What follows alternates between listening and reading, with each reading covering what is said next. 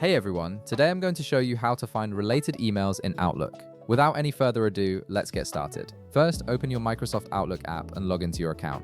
This will load all your emails and give you access to your inbox where we'll be working. Once everything has loaded and you can see your email list, you're ready to move forward. Now, to find related emails in Outlook, navigate to your inbox pane where all your emails and email folders are located. This is the main area where your messages are displayed. From here, you'll want to look for a sample email that you're trying to find related messages to. This could be any email from a conversation thread or from a specific sender that you want to track down more messages from. Once you've located that email, right-click on it. A context menu will appear with several options. From the options that appear, look for and hover your cursor over the option labeled Find Related. When you hover over it, the menu will expand to show you more choices. This is where Outlook gives you a couple of powerful ways to narrow down your search and find exactly what you're looking for.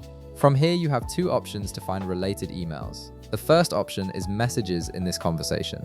This is particularly useful when you want to see all the back and forth emails that are part of the same email thread. It helps you follow the entire conversation without having to manually scroll through your inbox looking for each individual reply. The second option is messages from the sender.